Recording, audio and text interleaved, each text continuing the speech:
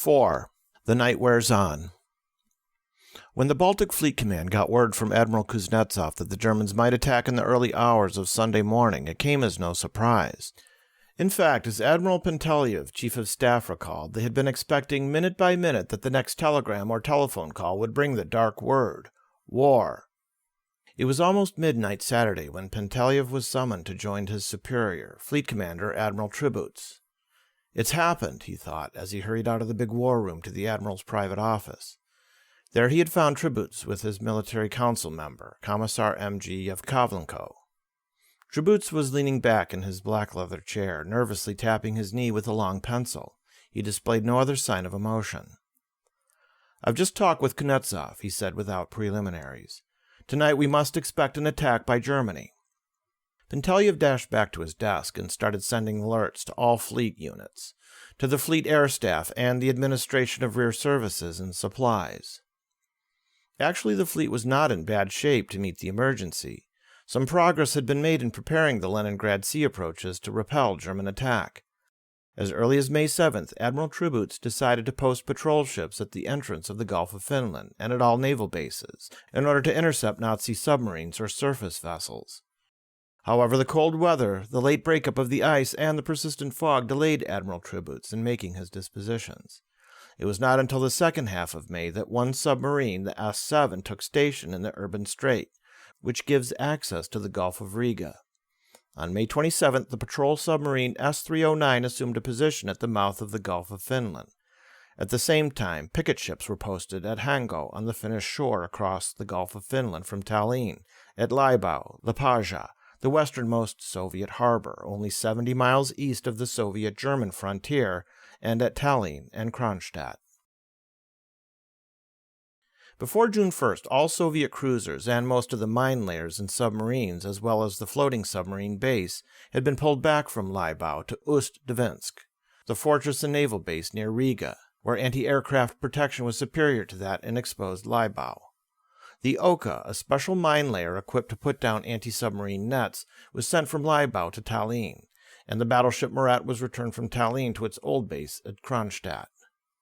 Neither the Baltic commander, Admiral Tribuz, nor his superior, Admiral Kuznetsov, had much taste for Laibau.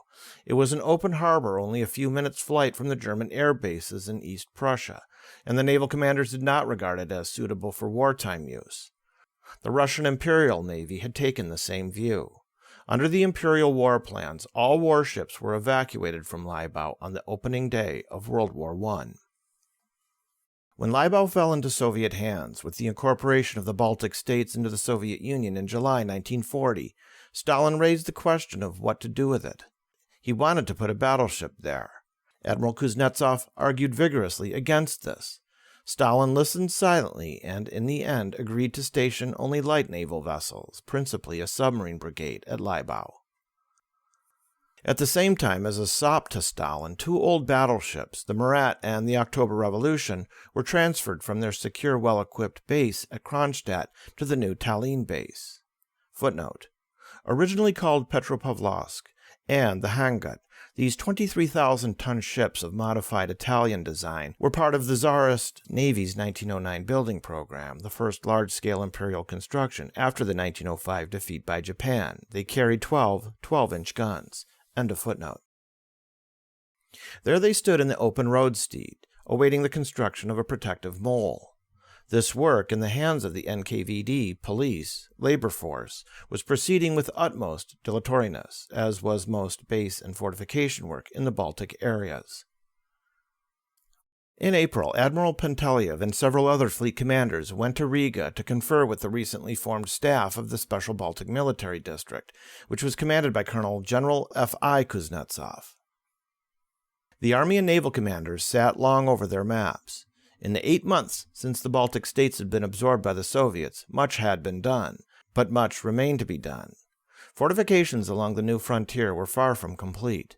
The Baltic district was short of troops, short of tanks, short of anti-aircraft guns, short of planes. Work on airfields for the new fast fighters and long-range bombers, which they hoped to receive, was going very slowly.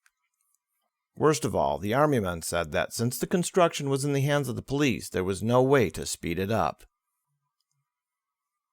The naval men had equally serious complaints. The new coastal artillery batteries, including those designed to defend Libau from sea attack, were far behind schedule. The new naval bases on the Baltic coast were just being organized. Even the facilities at Riga were not ready and would not be until May 25th. 80% of the naval aircraft had to be stationed at rear bases, far from the potential war theater, because the airstrips had not been finished. One officer who inspected the advanced fortifications was shocked to find that concrete gun pits were sited so close to the frontier that they had no protective minefields or barriers in front of them. Others lacked any means of swinging guns in direction other than to the west. They would be useless once an attacker got behind them. Some embrasures were too narrow to contain the weapons they were supposed to receive. By May, the shore batteries at Libau had been installed, but there was no protection from the land side. The naval commander was responsible for defense against sea attacks, but land action was in the hands of the Army's Special Baltic Military District. Coordination between the two services had not been worked out. Army GHQ was at Riga and that of the Navy at Tallinn, 180 miles away. The question of supreme command in case of war was not settled. The situation was similar at all Baltic bases in the Leningrad defense area, with the exception of Hango, where the Navy had been given supreme command.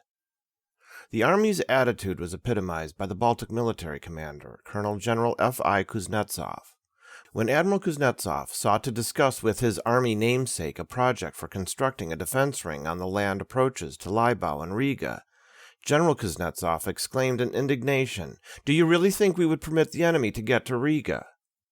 Only after repeated urging by Tribuz, a lively, energetic, impetuous, and highly qualified naval officer who could not conceal his feeling of alarm, was the 67th Infantry Division sent to man the land defenses of Libau. But this was on the eve of war, and formal liaisons between Army and Navy was still unresolved as late as midnight, June 21st. Footnote: Libau had neither the organization nor the forces to meet a German attack in the opinion of Vice Admiral N.K. Smirnov, political commissar of the Baltic Fleet. End of footnote. In view of these conditions, Admiral Tribuz's proposal that he move his ships out of the dangerously exposed port of Libau made elementary common sense. But there was a major obstacle. Stalin held a different opinion. Stalin had wanted to station a battleship in Libau in the summer of 1940, and he might not welcome the further weakening of the base. We were aware that this force was too much for Libau, and when the war threat grew, it was proposed to transfer some of the ships to Riga, Kuznetsov observed. Because Stalin's viewpoint was known, I was not willing to issue an order for this without higher sanction. Kuznetsov procrastinated, but finally agreed to bring up the matter in the Supreme Naval Council in the presence of Andrei A. Zhdanov. Zhdanov, a pasty-faced party functionary of 45, was one of the most powerful of Stalin's associates. In 1941, his prestige was so high that many spoke of him as a possible successor in the event of Stalin's death. He was the party chief of Leningrad, and as such, in general charge of the Baltic region and the Politburo member most concerned with naval affairs. In the curious confusion of Kremlin responsibilities, Foreign Minister Molotov, in his dual role as deputy chairman of the Council of the People's Commissars, was charged with ministerial responsibility for the Soviet Navy, but it was Zhdanov, the Leningrad leader and active aspirant for Stalin's mantle, who, as secretary of the Central Committee, was in political and actual charge of most naval matters. Half an hour before the Supreme Naval Council met in late April or early May, Zhdanov appeared in Kuznetsov's office. "Why and what do you want to transfer from Libau?" he asked. Kuznetsov was ready with his facts and figures. He told Zhdanov the Soviet warships were like herrings in a barrel at Libau, and that there was a fine base near Riga from which the ships could operate easily in any direction. Zhdanov was noncommittal. "Let's see what the others say," he grunted. No dissent was voiced in the council, but Zhdanov insisted that the decision be referred to Stalin. Kuznetsov sent his report to Stalin, but got no reply. He had kept a carbon and decided to take the matter up personally with the dictator the next time he had a chance. In mid-May, he managed to get Stalin's approval. He immediately telephoned Tribuz. "Go ahead, we have received approval." Admiral Tribuz continued to worry about the two battleships at Tallinn. The port was open to attack from the north. Neither booms nor nets had yet been placed to protect the battleships from torpedoes. He requested permission to transfer the ships to Kronstadt. It came through on the eve of war. By the evening of June 21st, the Marat had safely made its way back to Kronstadt, but the October Revolution still stood in the Tallinn roads, and was not pulled out until early July. The night of June 21st-22nd was cool on the Tallinn shore. When Admiral Panteliev stepped outside the fleet command post just after sending off his messages, putting the command on the alert, he found a raw wind blowing off the sea. From the nearby fields came the scent of uncut hay. Here, as in Leningrad, it was barely dusk, although the hour was past midnight. Already the trawler Krombol had been put out to strengthen the patrol off Tallinn. The chief of rear services, Major General Mitrofan I. Mosklenko, had asked Moscow for permission to divert the tanker Zhelis Nadarozhik en route to Libau with a load of fuel oil to Ust-Dvinsk and tanker number 11 from Kronstadt to Tallinn. Fuel supplies were short in both places, and if war came, each would badly need it. 2 hours later, permission came in. At 1:40 a.m., Panteliev received confirmation that the entire fleet and its bases had gone on number 1 combat alert. The Libau commander had been given orders to send his remaining M-type submarines, except 3 on patrol duty, to Ust-Dvinsk, and his other craft to Ventspils, further north on the Latvian coast. The commander of the Hango base was ordered to send his submarines and torpedo boats across the Gulf of Finland to the base of Pelditsky, west of Tallinn. There were in the Tallinn harbor some new ships, not quite finished. Tributes ordered those fit for immediate service incorporated into the fleet in the morning. Those not ready for duty were to go back to the Leningrad shipyards immediately. After telephoning tributes just before midnight, Kuznetsov placed calls to Golovko at Northern Fleet Headquarters at Polyarny and to the Black Sea Fleet at Sevastopol. The Black Sea Fleet had just concluded spring training exercises. Kuznetsov had been in doubt whether to permit the maneuvers, but decided that if war came, the fleet might as well be at sea as at its bases. The exercises concluded June 18th, and on June 20th the fleet was back in port in Sevastopol, where a seminar on the maneuvers was scheduled for Monday, June 23rd. The fleet had gone on a number 2 alert as soon as it reached harbor. However, on Saturday evening, many officers and men were ashore, strolling along the Grafsky embankment. Cutters and barges easily plied back and forth between ships and shore. A big concert was in progress at Navy House, with Fleet Commander F.S. Otkabarsky in attendance. At the movie house on Red Fleet Boulevard, a Soviet version of the Fred Astaire Ginger Rogers picture, called by the Russians Musical History, was playing. Some Moscow officers who had come down for the maneuvers had already left, but Rear Admiral I.I. Azarov, chief of the Navy's political department, a salty sea dog who had spent his life in the Navy, was still in Sevastopol. He spent the evening in the Summer Garden restaurant at Navy House with an old friend from the Baltic Fleet, Alexander V. Solodinov, now in charge of the hydrographic studies for the Black Sea Fleet.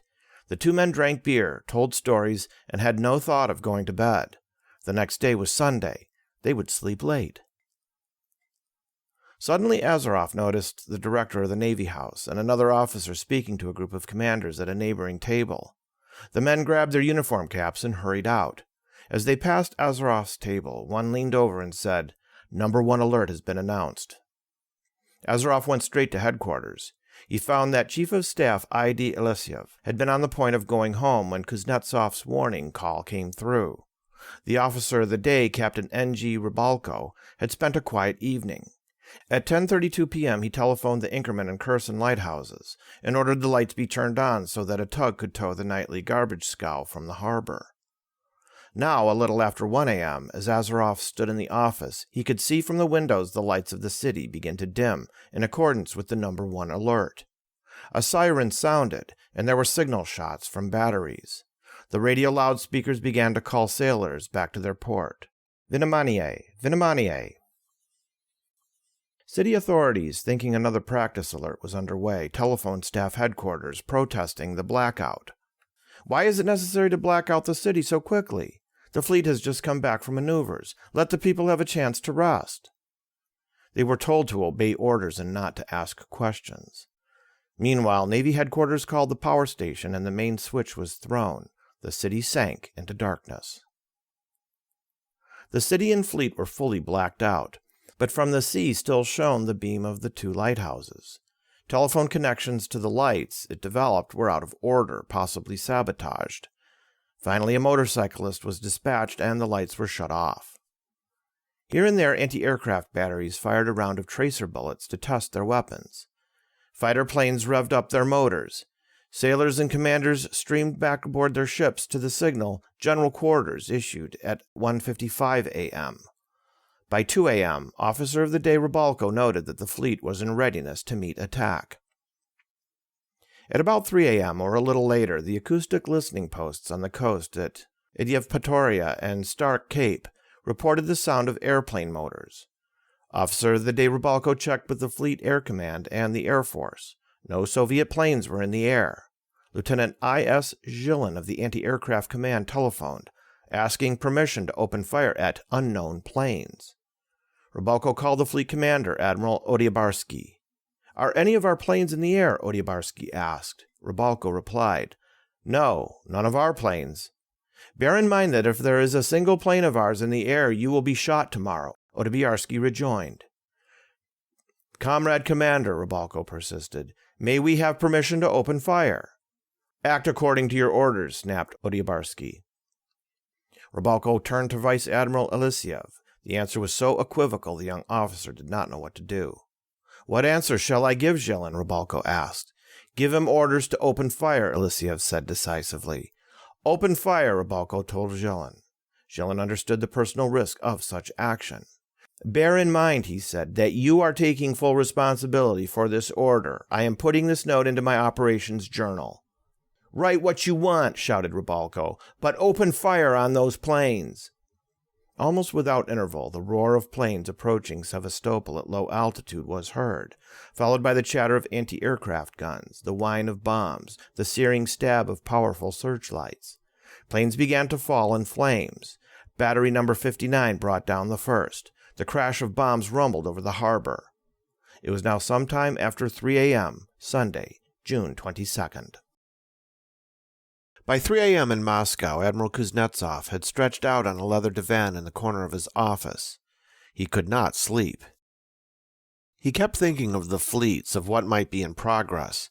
He had great difficulty in keeping from picking up the telephone again, calling Admiral Tribuz, for it was the Baltic fleet that gave him the gravest concern.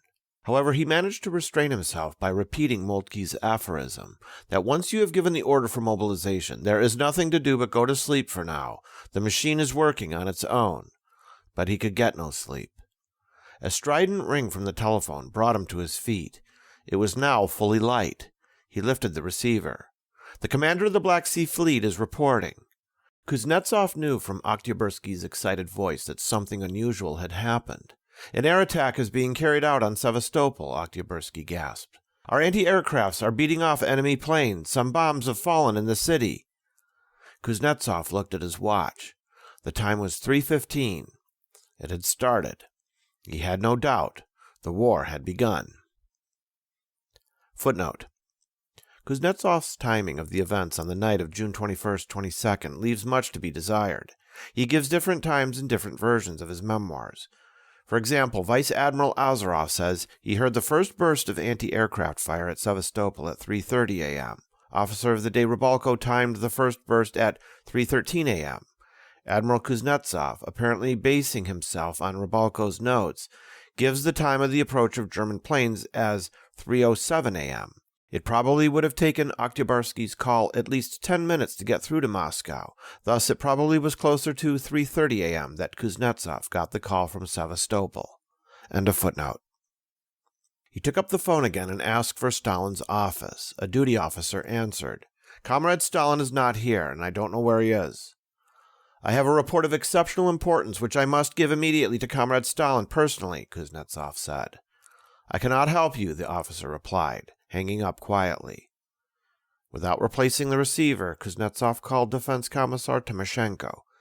He repeated precisely what Oktyabarsky had told him. "Do you hear me?" Kuznetsov asked. "Yes, I hear you," Timoshenko replied calmly. Kuznetsov hung up. A few minutes later, he tried another number in an effort to get Stalin. No answer. He called back the duty officer at the Kremlin and told him, "Please advise Comrade Stalin that German planes are bombing Sevastopol. It's war." "I'll do what I can," the officer replied. A few minutes later, Kuznetsov's telephone rang. "Do you understand what you have reported?" The voice was that of Georgy M. Malenkov, member of the Politburo of one of Stalin's closest associates. Kuznetsov thought Malenkov sounded displeased and irritated. "I understand," Kuznetsov said, "and I report on my own responsibility. War has started." Malenkov did not believe Kuznetsov. He rang up Sevastopol himself and got through to Admiral Oktyabarsky just as Azarov entered the commander's office. Azarov heard Oktyabarsky's end of the conversation. Yes, Oktyabarsky was saying. "We are being bombed." As he spoke, there was a resounding explosion. The windows rattled. "Just now," Oktyabarsky shouted excitedly, "a bomb exploded quite close to staff headquarters." Azarov and a friend exchanged glances. "In Moscow, they don't believe that Sevastopol is being bombed," the friend said. He was right. Footnote. Marshal Budyonny disputes this. "There wasn't a single small child who didn't believe the Germans were getting ready to attack," he insists. "If Stalin didn't believe this, then why was I appointed 9 hours before to command the reserve army?" He insists there was no question of disbelieving the bombing reports. He heard them about 4 a.m. and called Admiral Kuznetsov to obtain confirmation. As for difficulties in getting through to Stalin, everyone was trying to telephone him, and naturally some of the calls were taken by duty officers. End of footnote. Within an hour, Timoshenko telephoned General Bolden, deputy commander of the Special Western Military District, 4 times. Each time he warned against acting against German provocations. Even when Bolden told him his troops were being attacked, towns were burning, and people dying. Marshal Nikolai Voronov, chief of anti-aircraft defense, had stayed at his desk on orders all evening long. About 4 a.m. he received the first word of the bombing of Sevastopol and of attacks on Ventspils and Libau. He hurried to Timoshenko and found L.Z. Michaelis, chief of the Army Political Administration and a close colleague of Police Chief Lavrenti P. Beria, with him. Voronov reported on the bombings. Timoshenko then gave him a big notebook and told him to write down what he had just said. Michaelis stood behind Voronov, checking the statement word by word, and ordered him to sign it. Voronov was excused without any instructions, any orders, at a moment when, as he observed, every second, every minute counted. "I left the office with a stone in my heart," Voronov recalled. "I realized that they did not believe that war actually had started. My brain worked feverishly. It was clear that the war had begun, whether the Defense Commissariat admitted it or not." He got back to his own office to find his desk heaped with telegrams reporting Nazi air attacks from the Gulf of Finland to the Black Sea. A young woman duty officer wearing a beret, a revolver at her belt, dashed in from the next-door headquarters of the Armed Forces Administration. In the secret safe of the administration, she said excitedly, there was a big packet with many seals on which was written, "Open in case of mobilization." Mobilization hadn't been announced, but the war had begun. What should they do? Voronov said, "Open the packet and get to work." He turned to his own officers and began to issue orders. War had indeed begun. But when General Zhukov, chief of staff, reported to Stalin that the Germans were bombing Kovno, Rovno, Odessa, and Sevastopol, Stalin still insisted it must be a provocation by the German generals. He clung to this conviction for hours. As the sky brightened outside the windows of Kuznetsov's office, he waited for orders for someone announcing a formal state of war, or at least for instructions to advise the Navy that the attack had started. Nothing happened. His telephone did not ring. It was evident, as he later was to note, that hope for avoiding war still lingered. He could put no other interpretation on the curious response to news of the attack on Sevastopol. Kuznetsov could contain himself no longer. He dispatched to Admiral Tributz and his other commanders a curt order. It said, "Germany has begun an attack on our bases and ports. Resist with force of arms any attempted attack by the enemy." In fleet headquarters at Tallinn, Admiral Penteliev was at his desk in the long, vaulted coastal artillery gallery which served Tributes as the war room of his combat command post. The gallery dated back to World War I times. It was completely underground. There were no windows. The only illumination was provided by naked strings of electric light bulbs. Along one wall stood small desks for the telegraph and radio operators. In the center of the chamber was a big situation board with maps of the Baltic area. Penteliev's desk was at the entrance of the noisy room. Officers were coming and going. Telephones rang constantly. His task was to filter the reports, passing on the most urgent to Admiral Tributes. Captain F.V. Zozulia called from Kronstadt. "They've dropped 16 mines at the entrance to the Kronstadt roads," he said, "but the channel remains clear." A report came from Leibau. Captain Mikhail S. Glavensky reported that shortly after 4 a.m., bombs had been dropped on the military quarter of the city and around the airfield. The Baltic Merchant Fleet relayed a message from V.M. Mironov, captain of the steamer Luga. He was returning to Leningrad from Hango. About 3:30 a.m., his ship was attacked by a German plane. A score of bullets were fired, and Sergei I. Klimanov, a sailor, was slightly wounded. At about the same time, the Latvian steamer Geisma, en route to Germany with cargo of wood, was torpedoed in an attack by 4 German cutters off the Swedish island of Gotland. The action occurred at about 3:20 a.m. The Germans turned their machine guns on the Soviet sailors in the water, killing several, including Captain Nikolai Duve. These probably were the first casualties of the Soviet-German War. Penteliev looked about. Officers were barking orders. The clock on the wall pointed to 4:50 a.m. He received a call to report to Admiral Tributes. Penteliev found him striding briskly to his desk, long pencil in hand. The Admiral raised his tired eyes to Penteliev, who silently handed him a telegraph blank. The Admiral slowly filled in the blank, reading aloud to Penteliev as he wrote. "Germany has begun to attack our bases and ports. Resist the enemy with force of arms." He sighed, then affixed his signature with a bold stroke. Officer Kazhin grabbed the telegram. In an instant, it was humming through the air and by the wires to every base and ship in the Baltic. By 5:17 a.m., word had reached every Baltic unit: resist German attack.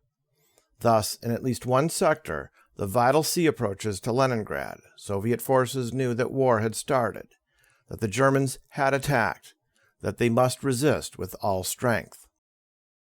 Penteliev went back to his desk. He felt relieved. The die was cast. War had begun. He listened to the hurried chatter of the telegraph keys as the operator tapped out the orders to the fleet. Then he went up the stone staircase and out into the open air. The sun was rising. The sea was quiet. In the Srop Strait, a tug was hauling a string of barges toward Tallinn harbor. Aboard the tug, the sailors were impatient. Harbor and home were in sight. Of war, they as yet had no knowledge.